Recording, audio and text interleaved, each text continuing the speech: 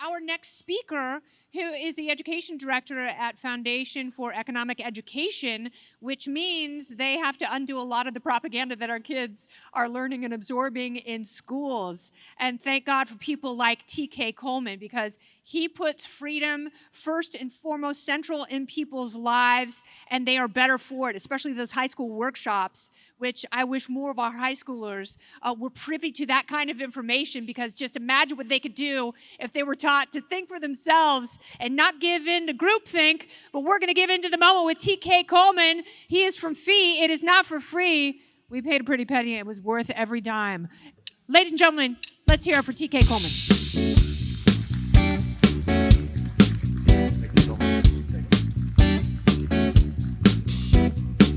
Hey, it's hard not to dance. Hard not to dance to that music. How's everyone doing tonight? I'll begin just by telling you who I am in terms of my mission. My mission in life is to empower other people to reclaim a sense of what I consider to be the most underrated, underestimated force on this entire planet, and that's the creative power of the individual. We live in a world that tells us that power is everything other than something that is in proximity to us. It exists in people with titles. It exists in authority figures. And if you want to get something done in this world, what do? You got to go run to someone who has power, because God forbid that could possibly be you. And then you've got to argue them into accepting your agenda, get them to go along with you. And if you don't succeed at that, you don't get to be a player in the game of life. And how could you possibly not be angry and frustrated and defeated when that is your fundamental conception of power?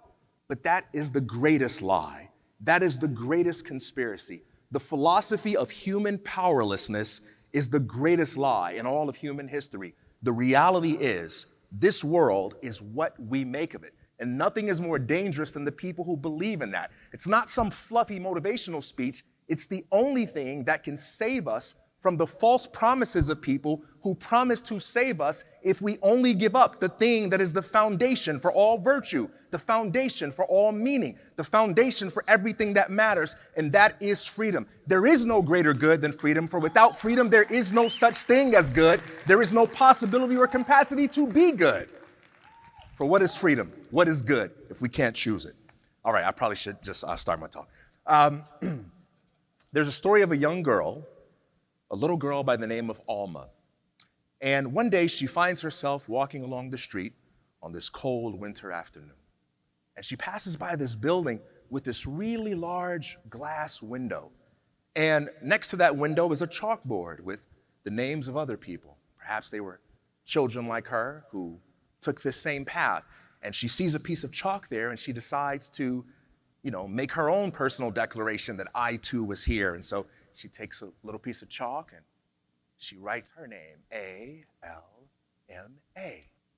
And then as she gets ready to proceed on her walk, she notices something strange has appeared in this mirror. It's a life-size doll of a little girl. But this is no ordinary doll. It's a life-size doll of a girl that looks exactly like her. It's got the same eyes, nose, cheekbones, everything. And strangely enough, it's got the same winter hat, the same winter coat, the same winter gloves. So many questions. Who made this doll? Where did it come from? And out of all the possibilities, how could it resemble what I chose to put on today? So she goes to the door to try to open it up. It doesn't open. She knocks and she looks in. The place is empty. And she gets frustrated and she bends down and picks up a little snowball and throws it at the door in frustration and walks off. And as she's walking off, she hears, the door opens just like so. And she decides to rush in and take advantage of the opportunity. And although she's compelled to go in so that she can look at the figure in front of the window, she sees another life-size doll of a little boy about her age, sitting on a bicycle, pedaling, almost as if he's pedaling for dear life, except he's kind of turned over as if he has fallen. And she thinks, oh, this is a cute little doll. And she picks it up, and then the boy makes a beeline for the door.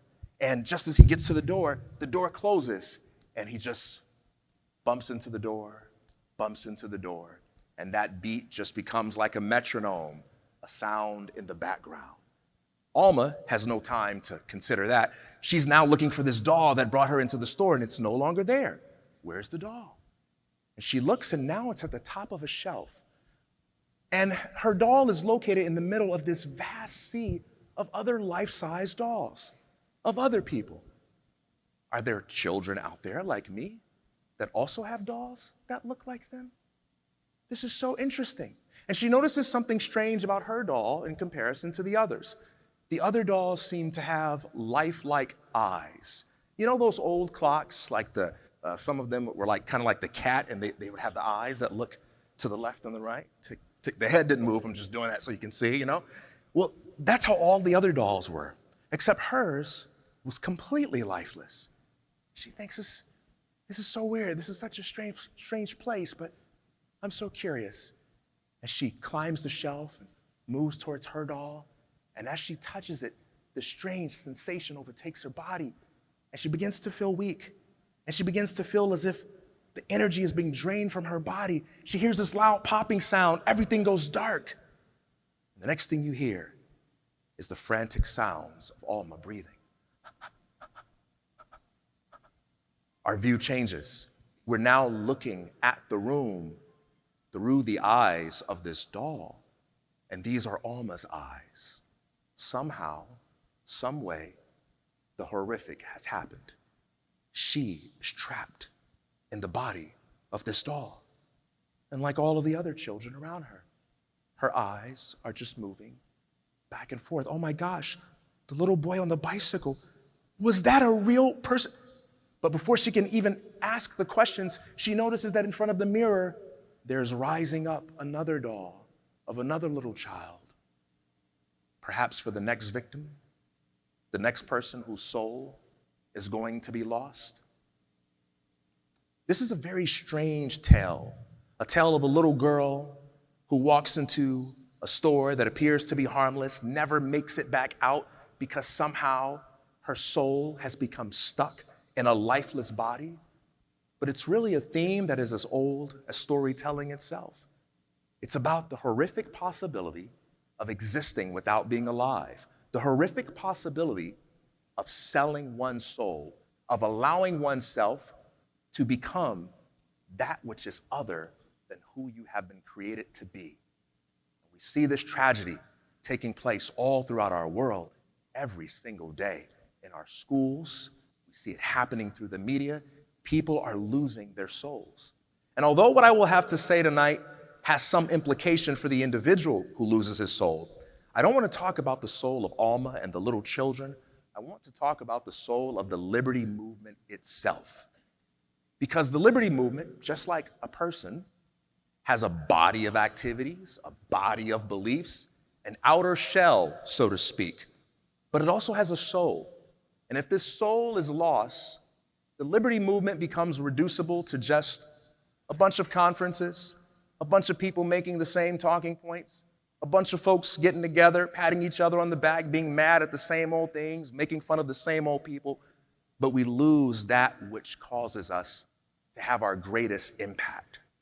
So what is the soul of the liberty movement, and how can we make sure we are continuing to hang on to that so that, unlike Alma and the other people that were trapped, we do not lose who we are. We do not lose our capacity to have an impact in the name of merely being identified with the liberty label. This phrase, life, liberty, and the pursuit of happiness, has been the mantra of this nation from its beginning, and yet we treat those words as if they're contradictory. We treat liberty as if it has nothing to do with enjoying life and pursuing happiness, and we treat enjoying life and pursuing happiness as if it has nothing to do with liberty. When I go into high schools and colleges, they're like, hey, I don't want to hear anything about capitalism. I don't want to hear about liberty or any of that stuff. I say, yeah, that's cool.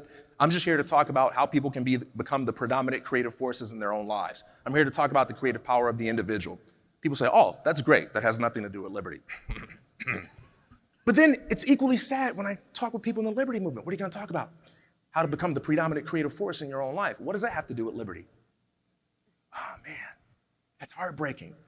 How did we get here? How did we lose this? I would like to propose a particular concept about what constitutes the soul of liberty. When I think about the word soul, the first time I heard it is when my parents, my father being a pastor, taught me the Genesis creation story where they said, God forms the body of man from the ground, and then he breathed into man, and then man became a living soul. And I thought, oh, that's a pretty good metaphor for thinking about the concept of soul as it applies to other things, organizations, institutions, movements, and so on. A soul is the life-animating principle that causes an entity to breathe vitality into everything it does. Whatever that is, that's your soul. That's the thing that gives you life, but the thing that also creates a spark in other people, making them intrigued by what you do, making them influenced by what you do. Now, how do we discover the soul of liberty? One of the things I tell my students is if you want to know what people like about you, pay attention to your friends. If you want to know where you are most powerful, pay attention to your enemies. Your friends need you to be likable. Your enemies focus on what makes you powerful. When you think about the enemies of liberty throughout history, what did they focus on? Where did they attack us first? It's always in our stories, in our jokes, in our arts.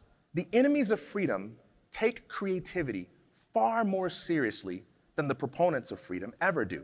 And I don't just mean this in the sense of them making art. I mean this in the sense that the way totalitarian regimes have always won is they come after blue jeans, they come after bubblegum, they come after music, they come after comedy, they come after movies, the things that everyone dismisses as superficial because they understand something that we don't understand about the human spirit. They understand that it is our sense of play and the consciousness of creativity that gives rise to that makes us fundamentally human. And this sense of play cannot be produced by a system of central planning. Think about Leonard Reed's iPencil, founder of Foundation for Economic Education, by the way. Leonard Reed makes a startling observation that no one knows how to make a pencil, right? You can't produce that magic through a central planning process. What you need is a diverse range of people all following their self-interests for different reasons, different motives, in different ways, and that invisible hand, so to speak, of market coordination brings things together in such a way that you have something that no authority figure could have ever produced. That's something that can only happen in free markets. Well, what's true of a pencil is also true of play. James P. Carson, an excellent book called Finite and Infinite Games, A Vision of Life as Play and Possibility, he says the first rule of play is that he who must play cannot play. It's sort of like that mother that was in the car with her children and the children are bickering and fighting. And she says, all right, that's it. No more of this. Everyone's going to have a good time. We know no one's having a good time, right? Because you can't produce creativity through coercion. You can't produce a spirit of play through central planning. There is one thing that the system we are fighting against cannot do, not even in principle, and that is produce that which is the fruit of creativity. There was this episode of The Twilight Zone where you had this little boy who had this ability to instantaneously manifest things with his mind. And this boy was a brat who made everybody around him afraid.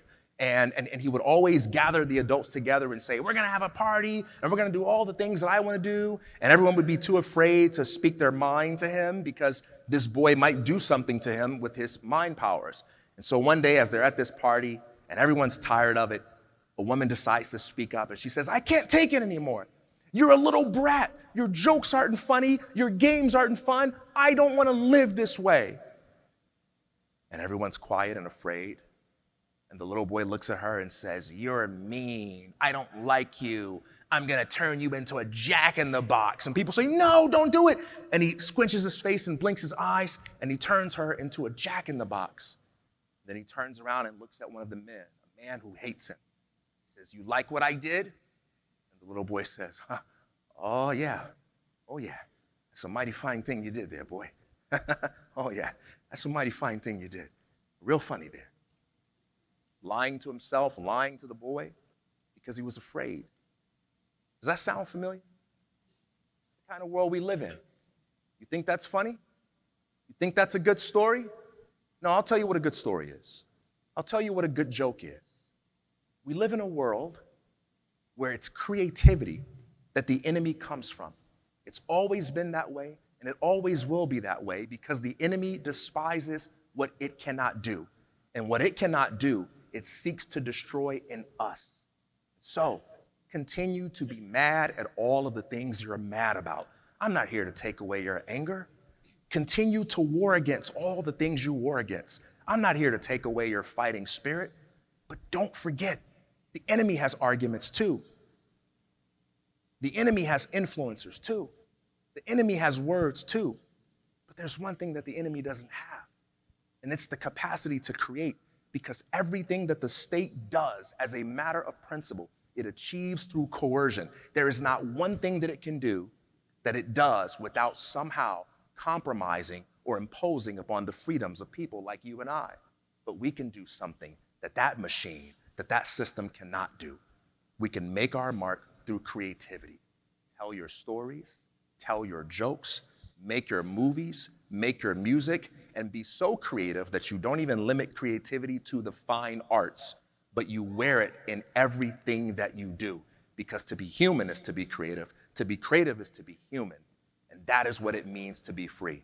And when we speak with that kind of conviction, when we embody that spirit in everything that we are, we can make our arguments and we can make our case. And people will listen, not just because of the words, but they'll say, man, there's something in you that is not in me, and I want to connect to that. And then you can say, all right, let's have a conversation about the only kind of system that honors and respects your creativity and your individuality. Thank you.